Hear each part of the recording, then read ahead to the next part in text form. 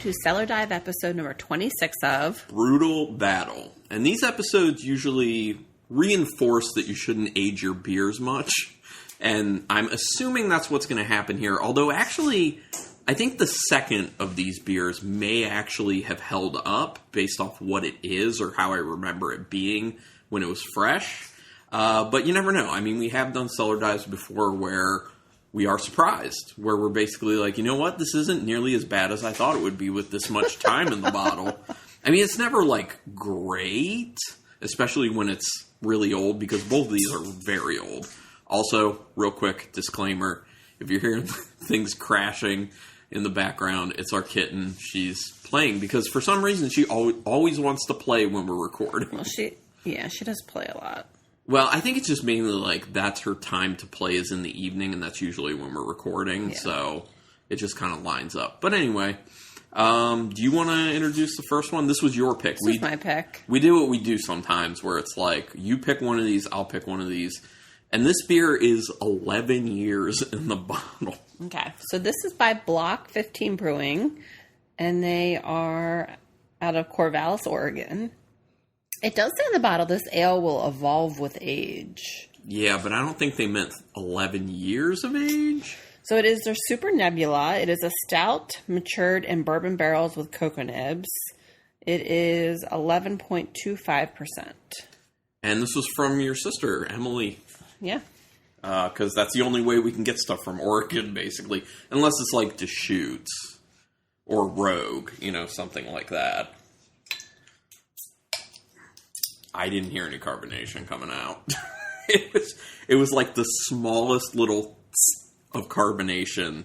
Like, yeah, okay, we'll see. So what's our expectation of this one? I feel like it's just going to be like soy saucy. I think it's going to be very like heavy wood. I think it's going to be really astringent, and I think there's not many bubbles in this. I think it'll be chocolatey, but I don't think it'll be like cocoa nib chocolatey. I think it'll just be like malt chocolatey. I don't know. We'll see though. Yeah, I mean, does it look like an imperial stout like it's supposed to? Yes. Not many bubbles, not much head. And it sticks to the sides of the glass when you swirl it around. Very slow legs. Smells pretty good. Doesn't smell bad. Definitely can tell. You definitely smell the barrel. You definitely get the bourbon. Yeah. I'm getting a lot of like vanilla. Yeah. There's a good vanilla. There's a nice kind of like light caramel note. Yeah, I was going to say caramel as well. There's definitely like a sweetness. Okay. Yeah, actually it doesn't smell too bad. Although there's a little bit of like a fruity, like fig note in there. Sure. Yeah, I can see that. Along with what typically you get with higher ABV, some raisin. It's like fig, raisin. Yeah, there's definitely like a fruity sweetness. I haven't taken a sip yet, but Rebecca's reaction was very bad. Oh. It's so gross. Oh, that's terrible.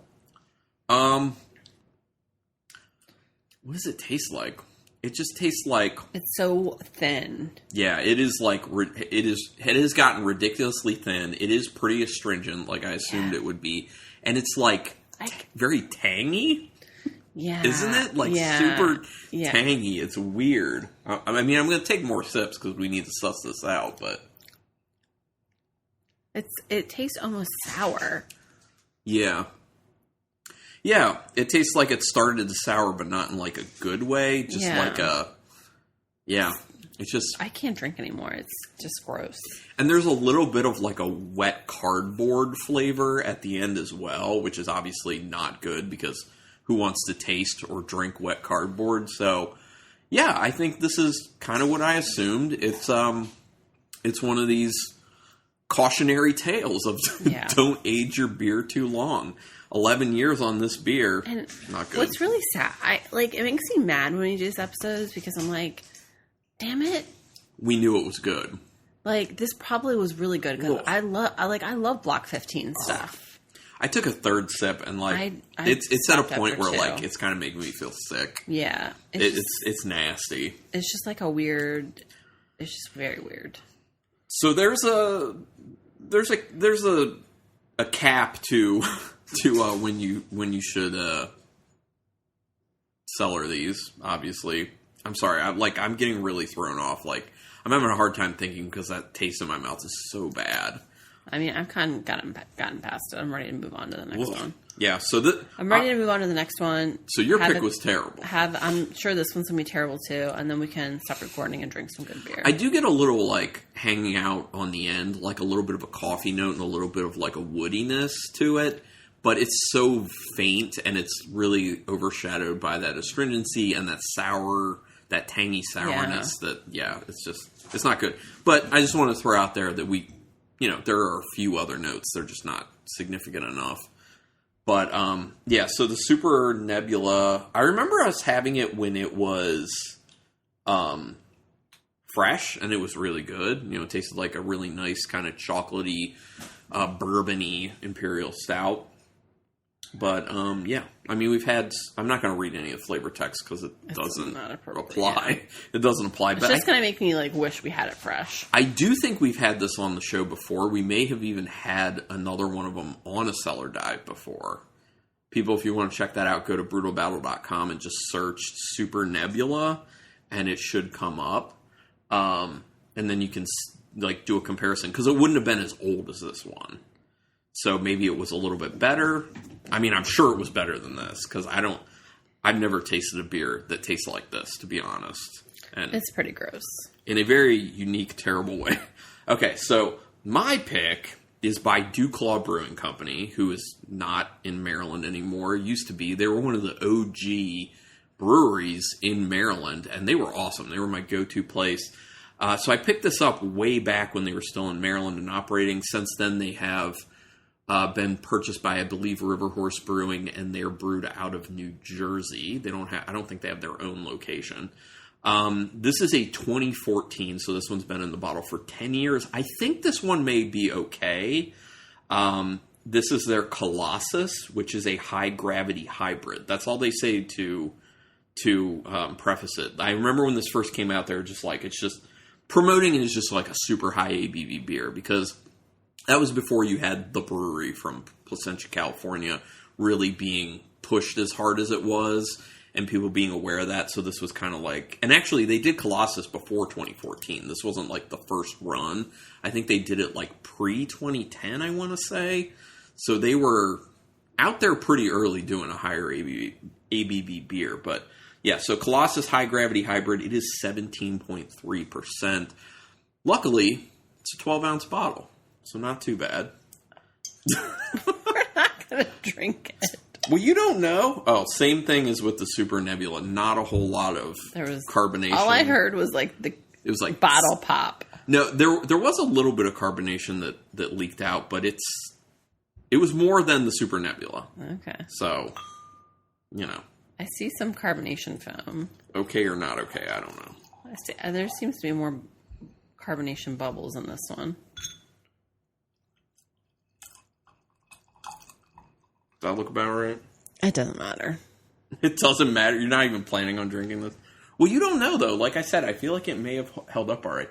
The way it looks to me, I feel like it might be kind of like wheat wine-ish or maybe barley wine-ish. I don't know, but I mean, we'll read. It does have flavor notes. We'll read it if it looks okay. It's red. Yeah, it's like a red brown. Yeah, reddish brown for sure. A little orange to it. It doesn't smell like a whole lot. No. It just smells like sweet malty. I'm getting a little cherry. Sure. And actually, I can definitely see that. Maybe some honey? Yeah, definitely honey. It's definitely got this sweetness. Yeah, not super sweet, but something's there. I get a slight licorice. Do you get a slight licorice in there? It's very vague. I get a little apple with it as well. I could see the apple. But it's not that really bad strong apple. It's very nice and light. This actually doesn't smell bad. Yeah, it doesn't smell bad. Okay, never mind. Not licorice, something kind of close. Anise. A little more on the anise side. So you didn't make a face like you did on the first one. It's not undrinkable. It's not terrible. I just don't need it's just not super flavorful. I taste cinnamon though. tastes very cinnamony to me. And I remember when this beer was fresh, it kind of tasted like apple pie. Sure. I remember that, but like definitely when I take my first sip, it has like a very strong cinnamon note to it for me personally, and then it's just like very honey sweet after that. Yeah. I don't know how you feel about it, but yeah, I don't like hate it, but I don't need to drink. I like 17 whatever. Right, 17.3. Like, I want to be wowed. There's a little vanilla on the end, which isn't bad. And I'm definitely getting, like I was saying, that kind of like anise in the smell. I'm getting that in the flavor. Okay, well, this is definitely the clear winner of the episode. Oh, yeah. Like, you could drink this. Like, Yeah. It's actually drinkable. I don't know if we will drink it just because, it's not like, this is awesome. I don't need to drink It's not more. bad. It's really not bad. So since this one isn't a total disaster, I'm going to read the flavor text? Yeah, to see what it should have been. 3 malts, 2 strains of yeast, and a variety of spices combine to create a behemoth brew of unmatched proportions, disguised by notes of apple, peach, cinnamon, and honey. One sip and you'll agree, size matters. I mean, we got the cinnamon, we got the honey, and the apple. Mm-hmm. Not really the peach. Do you think the peach is in there? I mean, it could have fallen out. It's such a delicate flavor. Yeah.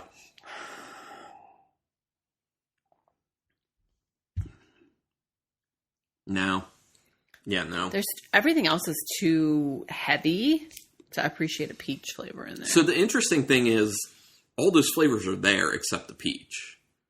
Which is interesting because usually with beers that have been in the bottle or can this long, that's not the case. Like, a lot of the flavors have fallen off. It's usually like 1 or 2 flavor notes. Yeah. So the fact that it maintained as much as it did, I'm actually kind of impressed.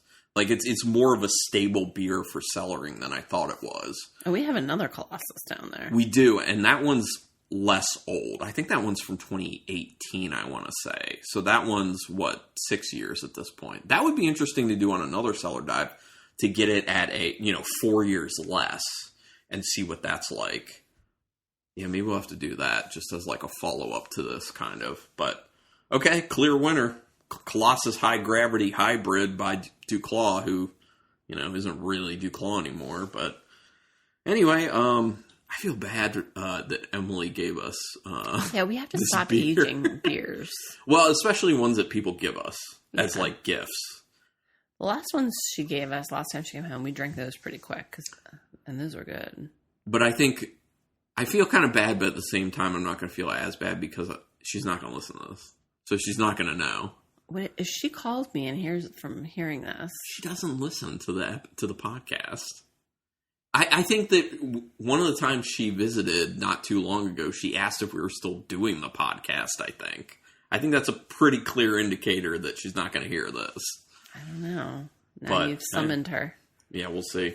Anyway, thanks everyone for checking this out. Not sure what we'll do next. Might actually just do another cellar dive to try and do that other Colossus. I think that's a good idea and see how that is as like a comparison. But I don't know. We'll see. But anyway, thanks everyone for checking it out. Keep it brutal.